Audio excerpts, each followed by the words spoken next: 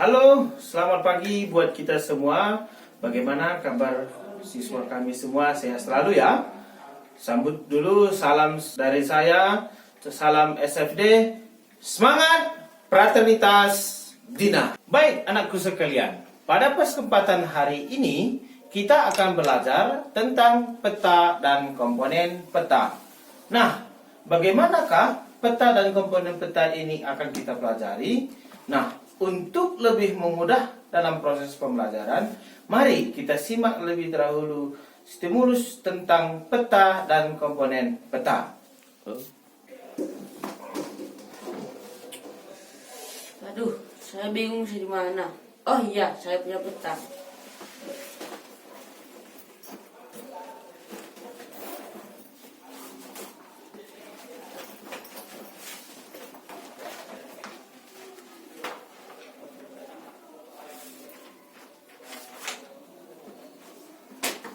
Saya di titik ini. Tapi saya ke arah sana atau ke sini ya? Aduh, saya bingung. Apakah ada teman-teman yang bisa bantu saya dalam memahami peta?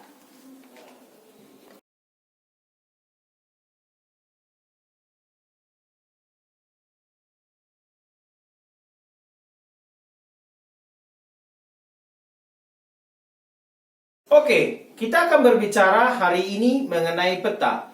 Peta, apa sih itu peta? Peta adalah gambaran permukaan bumi pada bidang datar dengan memiliki skala. Ya, peta adalah gambaran pada permukaan bumi yang diperkecil dengan menggunakan skala.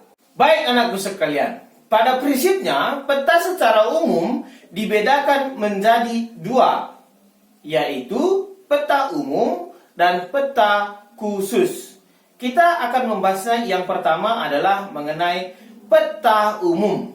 Nah, peta umum ini bagaimana, Pak? Peta umum adalah peta yang menggambarkan keadaan secara umumnya yang dapat dilihat menampilkan seluruh keadaan yang ada di permukaan bumi, baik dalam bentuk dataran, pergunungan, perbukitan, ya, kota, sungai, danau, semua akan diperlihatkan pada peta umum ini.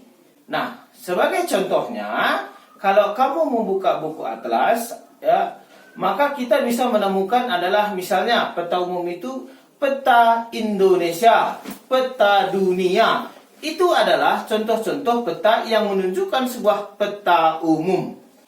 Baik, kita lanjutkan yang kedua. Peta berikutnya adalah kita akan berbicara tentang peta khusus. Nah, bagaimana Pak dengan peta khusus ini? Peta khusus adalah peta yang menggambarkan tentang keadaan yang bersifat khusus. Nah, peta khusus ini biasanya kamu bisa melihat di buku atlasmu adalah misalnya peta persebaran barang tambang, peta persebaran ikan di Indonesia. Baik anakku sekalian, sekarang kita akan menyinggungnya kembali, yaitu tentang manfaat peta itu sendiri. Pak DM, apa sih manfaat dari sebuah peta? Nah, anak-anakku sekalian, peta merupakan salah satu kebutuhan yang sangat penting pada saat ini. Nah, sebagai contoh ilustrasi sangat sederhana adalah bagaimana kita mempermudahkan suatu wilayah yang belum pernah kita datangi, maka peta ini sangat bermanfaat. Nah, secara umum Bapak membuat 6 manfaat peta. Nah, namun saya hanya menjelaskan cukup satu. Nah, salah satu manfaat peta yang sangat penting dalam kehidupan sehari-hari adalah peta itu menunjukkan lokasi. Maksudnya bagaimana, Pak? Ternyata peta itu memberikan petunjuk kepada kita di mana kita berada dan kemana bisa kita tuju suatu wilayah, ya, tanpa perlu kita menuju di sana ke lokasi, kita dapat mengetahui bagaimana lokasi tersebut, baik dalam bentuk permukaan bumi, bentuk struktur tanahnya. Hal ini dapat diketahui dengan melihat sebuah peta. Nah, peta juga sangat bermanfaat bagi orang asing. Misalnya, bagi seorang warga turis yang datang ke Indonesia, dia bisa saja tidak mengetahui di mana saja lokasi-lokasi. Namun, mengapa turis tersebut dapat mengetahui lokasi-lokasi itu? salah satu hal yang dapat membantu mereka adalah dengan memanfaatkan peta. Nah, itu adalah salah satu contoh nyata dalam pemanfaatan peta. Nah, yaitu adalah mengenai komponen-komponen peta. Nah, Bapak membuat ada 9 komponen penting dalam pembuatan sebuah peta. Nah, 9 komponen ini wajib sebenarnya kita mengetahuinya. Dan ini merupakan komponen yang harus dimiliki sebuah peta. Inilah yang membedakan antara peta, denah, dengan globe dan yang lain. Judul peta. Nah, judul peta ini sangatlah penting. Kenapa? Karena judul peta ini adalah menggambarkan isi peta itu tersendiri. Contoh, peta Indonesia, berarti petanya akan bercerita tentang seluruh wilayah Indonesia. Ingat, poin penting dalam judul peta adalah harus berhuruf kapital, berada posisi tengah, dan menggambarkan isi tentang peta itu sendiri. Baik anakku sekalian, kita melanjutkan hari ini tentang sebuah skala. Ya, skala adalah perbandingan antara jarak di peta dengan jarak sebenarnya. Nah, untuk skala ini dipergunakan adalah untuk mempermudah kita memahami sebuah wilayah yang sangat luas tersebut, bagaimana digambarkan dalam sebuah peta. Nah, contoh, bagaimana sih menggambarkan seluruh dunia ini yang tampilan permukaannya dalam sebuah peta datar? Nah, itu caranya adalah dengan membuat sebuah skala perbandingan. Nah, contoh, kamu bisa menemukan di dalam petamu ada sebuah tulisan di sana dibuatnya skala 1:1000. Artinya apa? 1 cm jarak di petamu itu sama dengan 1000 cm jarak di lapangan.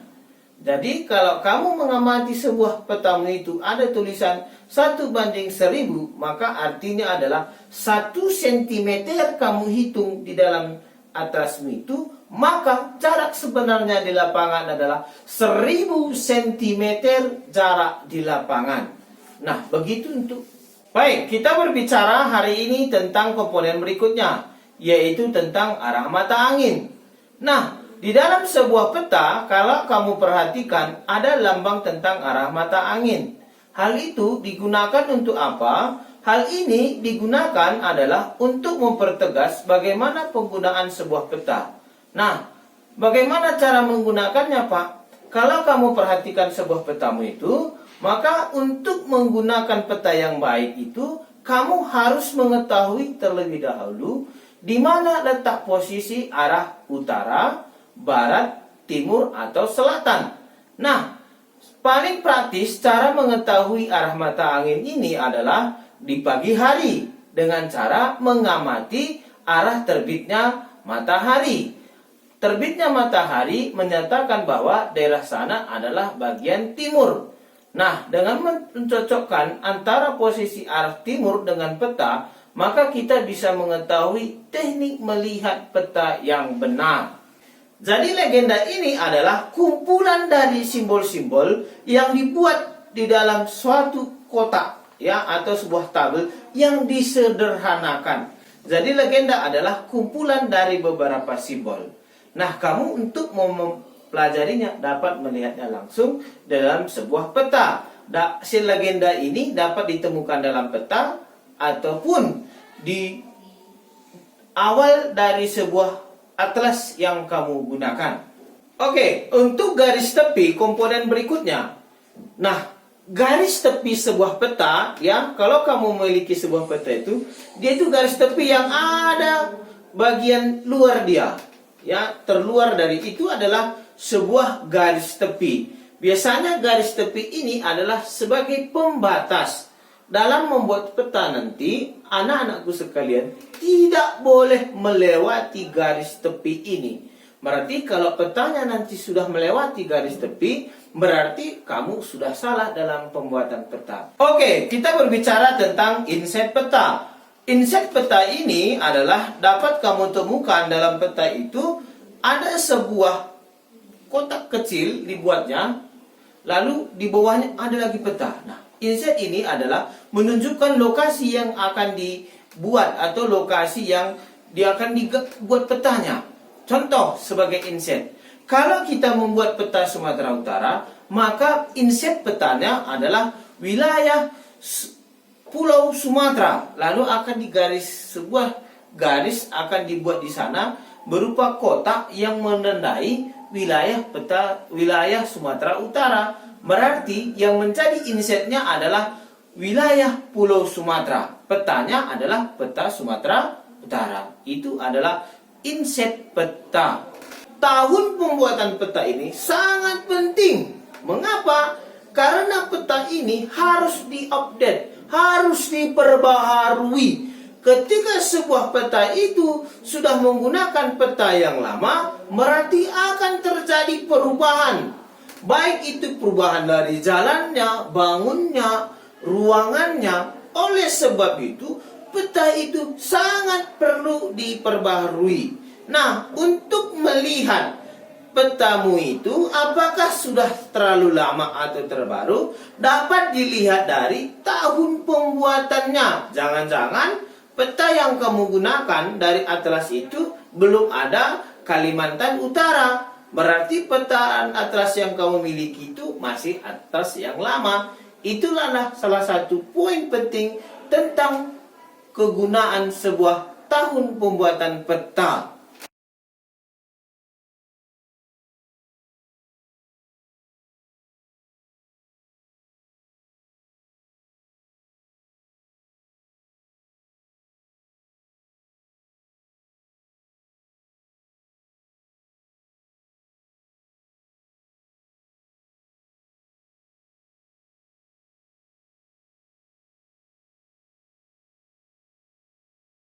Demikianlah materi kita tentang peta dan komponen peta. Sampai jumpa pada pertemuan berikutnya. Dadah!